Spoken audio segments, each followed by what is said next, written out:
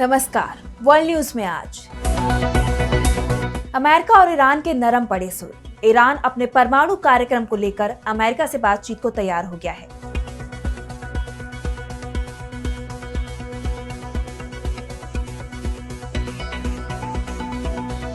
लेकिन बातचीत को लेकर उसने कुछ शर्तें भी रखी हैं। वैसे ये शर्तें ऐसी नहीं हैं कि अमेरिका के लिए बहुत मुश्किल हो, लेकिन ट्रंप मानने को तैयार होंगे, इस पर जरूर सवाल उठ रहे हैं।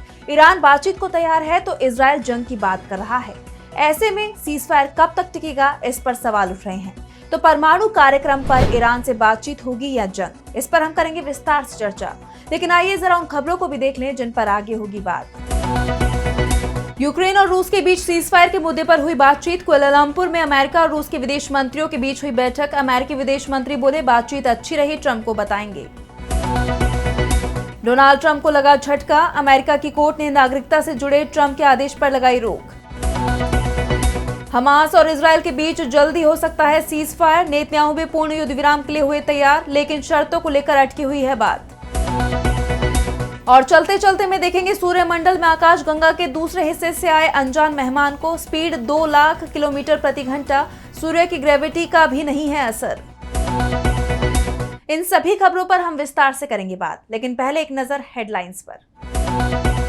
डोनाल्ड ट्रंप ने कनाडा पर टैरिफ का किया ऐलान। लगाया 35% टैक्स। फेंटानिल और व्यापार घाटे को बताया वजह। ब्रिक्स देशों को ट्रंप के टैरिफ की धमकी पर रूस ने किया पलटवार। उप विदेश मंत्री सरदेई ryabkov ने कहा, हमें प्रतिबंधों से निपटना आता है, ब्रिक्स को कमजोर नहीं समझे अमेरिका। बलोच विद्रोहियों ने शुरू किया ऑपरेशन बाम। पाक सेना को भारी नुकसान। 17 जिलों में ताबड़तोड़ हमले। रूस ने पाकिस्तान को बताया महत्वपूर्ण साझेदार और स्वाभाविक सहयोगी। पाकिस्तान से किया बड़ा समझौता। रूस और सेंट्रल एशिया तक पाकिस्तान से ट्रेनों के जरिए होगी कनेक्टिविटी। अमेरिका और ईरान के बीच एक बार फिर से बातचीत शुरू हो सकती है। डोनाल्ड ट्रंप तो पहले से ही दावा कर रहे हैं कि ईरान के परमाणु कार्यक्रम को लेकर जल्द ही बातचीत होगी, और अब ईरान ने भी कह दिया है कि वो बातचीत को तैयार है, लेकिन एक शर्त पर, और वो शर्त ये है कि जब तक बातचीत का कोई परिणाम नहीं निकलता है तब तक उस पर हमला नहीं किया जाएगा। ईरान के विदेश मंत्री अब्बास अराक्ची ने एक फ्रांसीसी अखबार से बातचीत करते हुए कहा कि ईरान हमेशा शांति के पक्ष में रहा है और अभी भी बातचीत को तैयार है, लेकिन अमेरिकी हमलों के चलते हमारे परमाणु ठिकानों को जो नुकसान पहुंचा है उसके बदले ईरान को मुआवजा दिया जाए। अराक्ची ने कहा कि बातचीत का रास्ता कभी भी बंद नहीं हुआ, लेकिन ये कभी भी एक तरफा नहीं होता। डिप्लोमेटिक तरीके से बातचीत तभी हो सकती है जब रास्ता दोनों तरफ से खुला हो। अमेरिका को अपने काम की जिम्मेदारी लेनी होगी, खास तौर पर उन हमलों की जो उसने ईरान के परमाणु ठिकानों पर किए। ईरान के विदेश मंत्री ने ट्रंप के उस दावे को भी झूठा करार दिया है जिसमें अमेरिका के राष्ट्रपति ने कहा था कि हमारे हमले में ईरान का परमाणु कार्यक्रम तबाह हो गया। अराक्ची ने कहा कि अमेरिकी हमले से हमें गंभीर नुकसान जरूर हुआ है, जिसके चलते हम कुछ महीने पिछड़ गए हैं, लेकिन ट्रंप का दावा सच नहीं है। लेकिन हमें जो नुकसान हुआ है उसके लिए हम मुआवजे के हकदार हैं। अराक्ची ने साफ कर दिया कि ईरान का परमाणु कार्यक्रम बंद नहीं होगा, इसे लेकर हम किसी के आगे नहीं झुकेंगे। ये सोचना गलतफहमी है कि अपनी ऊर्जा, चिकित्सा और किसानी की जरूरतों को पूरा करने वाले परमाणु कार्यक्रम को हम छोड़ देंगे। ईरान ने साफ कर दिया कि वो अमेरिका के आगे झुकेगा नहीं, लेकिन बातचीत के जरिए हर मुद्दे का समाधान करने को तैयार है।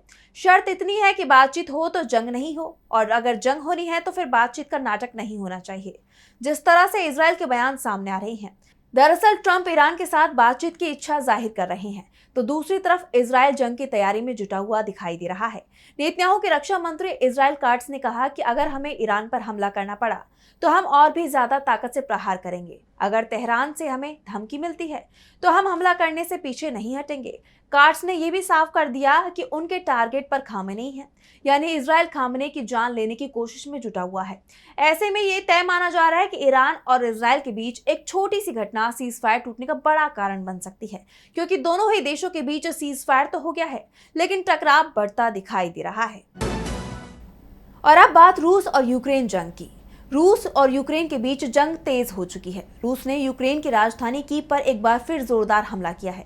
एक दिन पहले ही रूस ने यूक्रेन के अलग अलग शहरों में लगभग 800 ड्रोन और मिसाइलों से हमला किया था, जिसे इस जंग में रूस की तरफ से अब तक का सबसे बड़ा हमला माना गया था। इसके बाद रूस ने मिसाइल और ड्रोन से कीव पर हमले किए। कीव क्षेत्रीय प्रशासन के प्रमुख तिमुर तकाचेंको ने कहा कि कीव के लोगों के लिए एक और तनावपूर्ण रात रही, जिसमें कई लोग बच्चों, पालतू जानवरों और कंबलों के साथ जान बचाने के लिए अंधेरे में भागते रहे तथा कम से कम 22 लोग घायल हो गए। रात में ड्रोन की भयावह आवाज सुनाई दे रही थी जो रिहायशी इलाकों में विस्फोट कर रहे थे। यूक्रेन पर रूस के हमले तेज होते जा रहे हैं। इस बीच जंग को समाप्त करने की कोशिश भी हो रही है। रूस और अमेरिका के विदेश मंत्रियों ने इसे लेकर मलेशिया में मुलाकात की है। ये बैठक करीब 50 मिनट तक चली। अमेरिकी विदेश मंत्री मार्को रूबियो ने रूसी विदेश मंत्री सर्गेई लावरोव से मुलाकात के बाद कहा, इस संघर्ष का समाधान कैसे निकाला जा सकता है, हमें इसको लेकर एक प्लान तैयार करने की जरूरत है। दोनों ही देशों की तरफ से इस पर कुछ विचार साझा किए गए हैं। हमें उम्मीद है कि इसमें बदलाव आएगा। इसके अलावा जहां भी हमें बदलाव आने की उम्मीद है, हम वहां शामिल होते रहेंगे। हमारे बीच जो बातचीत हुई, मैं इसे शांति की गारंटी वाली बात नहीं कहूंगा, लेकिन ये एक ऐसा विचार है जिसे मैं राष्ट्रपति डोनाल्ड ट्रंप के सामने पेश करूंगा। हालांकि रूबियो ने यह भी कहा कि इस युद्ध को खत्म करने के लिए रूसी पक्ष की तरफ से ज्यादा लचीलापन नहीं दिखाया जा रहा है। इससे राष्ट्रपति ट्रंप नाराज है। आपको बता दें कि इस समय कुआलालंपुर में दक्षिण पूर्व एशियाई देशों के संगठन आसियान की बैठकें हो रही हैं। इस बैठक के लिए रूस और अमेरिका को भी न्योता दिया गया था, जहां दोनों ही देश के विदेश मंत्रियों के बीच बातचीत हुई। वैसे डोनाल्ड ट्रंप के तेवर आसियान सदस्यों पर तीखे हैं और उन्होंने साफ कर दिया है कि अगर आसियान देशों से अमेरिका का कोई समझौता नहीं होता है तो वो 1 अगस्त से इन पर टैरिफ लगा देंगे। और अब बात ट्रंप को लगे झटके की। अमेरिका के राष्ट्रपति डोनाल्ड ट्रंप के अधिकांश फैसले विवादों में घिर जाते हैं और यही कारण है कि उन्हें राष्ट्रपति बने 6 महीने भी पूरे नहीं हुए हैं, लेकिन उनके खिलाफ पूरे अमेरिका में विरोध प्रदर्शन चल रहे हैं।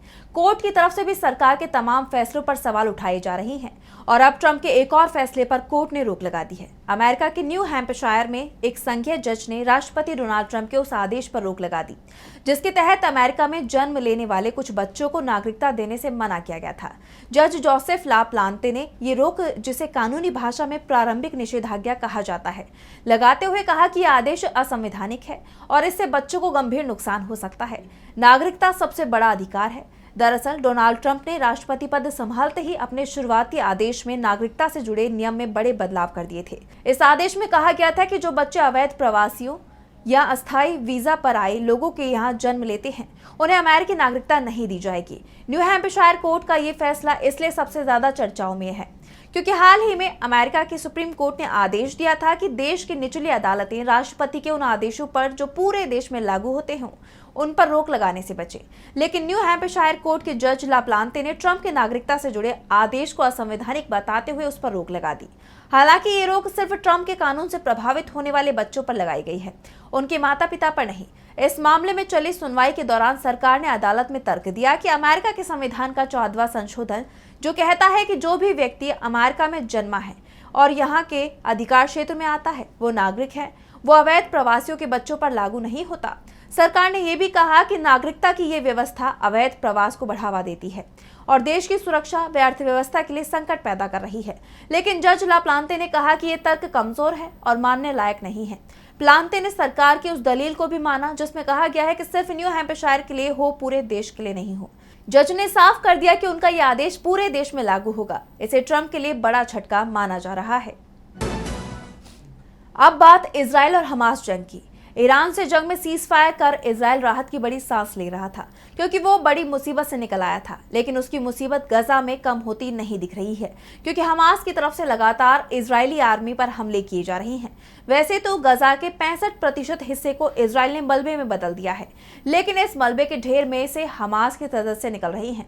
अभी भी कई सुरंगें हैं जहां इजराइल पहुंच नहीं सका है। उन सुरंगों से हमास लगातार इजरायली सेना पर निशाना साध रहा है। इजरायली सेना के प्रवक्ता ब्रिगेडियर जनरल एफी डेफ्रिन ने कहा कि यहां अभी भी हजारों सुरंगें हैं जिन पर कब्जा करना है। हमास के पलटवार के चलते इजराइल दबाव में दिखाई दे रहा है। इस बीच उस पर सीज फायर को लेकर भी दबाव बना हुआ है। डोनाल्ड ट्रंप 60 दिन के सीज फायर का ऐलान कर चुके हैं। ट्रंप के प्रस्ताव पर हमास ने भी नरम रुख अपनाया है, लेकिन कुछ शर्तें रखी हैं और अब इजराइल का रुख भी नरम पड़ता दिखाई दे रहा है। पहले पूरे गजा पर कब्जे की बात करने वाले नेतन्याहू अब सीज फायर के लिए तैयार हो गए हैं। हमास की वो उस मांग को भी मानने को तैयार हो गए हैं जिसमें हमास ने कहा है कि सीज फायर 60 दिन के लिए नहीं बल्कि पूर्ण सीज फायर होना चाहिए। लेकिन नेतन्याहू ने यह भी कहा है कि हमास को हथियार छोड़ने होंगे और गजा से अपना नियंत्रण भी छोड़ना होगा। नेतन्याहू ने उम्मीद जताई कि हमास के साथ बंधकों की रिहाई के लिए समझौता जल्द हो सकता है। सकता है। इजराइल वापसी से पहले न्यूज मैक्स की ग्रेटा वान सुस्टेरेन को दिए एक इंटरव्यू में नेतन्याहू ने कहा, मुझे उम्मीद है कि हम इसे कुछ ही दिनों में पूरा कर लेंगे। उन्होंने कहा कि हम शायद 60 दिनों का युद्ध विराम करेंगे, पहले बैच में बंधकों को बाहर निकालने और फिर 60 दिनों का उपयोग इस समस्या को समाप्त करने के लिए बातचीत करने में करें। और अब चलते चलते में देखेंगे सूर्यमंडल में आकाश गंगा के दूसरे हिस्से से आए अनजान मेहमान को। हमारे सौर मंडल में एक बार फिर एक अनजान मेहमान ने दस्तक दे दी है और इस बार उसकी रफ्तार और रहस्य ने हर किसी को हैरान कर दिया है। 1 जुलाई 2025 को वैज्ञानिकों ने एक ऐसे धूमकेतु यानी कॉमेट की खोज की जो हमारे सूरज के आसपास नहीं बल्कि हमारी गैलेक्सी के एक रहस्यमयी कोने से आया है। इसका नाम है कॉमेट 3L एटलस और ये 57 किलोमीटर प्रति सेकंड यानी 2 लाख किलोमीटर प्रति घंटे की रफ्तार से अंतरिक्ष में तैर रहा है। ये तीसरा ऐसा इंटरस्टेलर पिंड है जो सौरमंडल के बाहर से आया है। इससे पहले 2017 में ओमुआमुआ और 2019 में 2L बोरिसोव ने वैज्ञानिकों को चौंकाया था, लेकिन ये नया मेहमान इनसे बिल्कुल अलग है। ऑक्सफोर्ड यूनिवर्सिटी के एस्ट्रोफिजिसिस्ट मैथ्यू हॉपकिंस और उनकी टीम ने इस धूमकेतु को ऑक्सफोर्ड इंटरस्टेलर मॉडल से स्टडी किया। पता चला कि आकाश गंगा के थिक डिस्क से आया है जो हमारे सूरज वाले थिन डिस्क से ऊपर नीचे फैला एक पुराना हिस्सा है। यहाँ के सितारे 10 अरब साल से भी पुराने हैं। वैज्ञानिकों का अनुमान है कि 3L एटलस की उम्र 7.6 से 14 अरब साल हो सकती है, यानी हमारे सूरज के 4.6 अरब साल से दोगुना पुराना। शायद ये यूनिवर्स के जन्म के समय का भी गवाह हो। ये कॉमेट 10 से 20 किलोमीटर चौड़ा है। इसका कोर नीला और चारों ओर की गैसीय परत यानी कोमा लाल रंग की है। ऐसा रंगों का मेल सौरमंडल में अनोखा है। अक्टूबर 2025 में ये मंगल की कक्षा के पास पहुंचेगा और फिर अंतरिक्ष में लौट जाएगा। इसकी रफ्तार इतनी तेज है कि सूरज की ग्रेविटी भी इसे रोक नहीं सकी। ये बस एक अंतरिक्ष यात्री की तरह आया, सैर की और अब अलविदा कहने को तैयार है। वैज्ञानिक अब भी इसके पीछे छिपे राज को खोज रहे हैं। तो फिलहाल के लिए वर्ल्ड न्यूज में बस इतना ही। देश और दुनिया की तमाम बड़ी खबरों के लिए देखते रहिए DB लाइव। नमस्कार।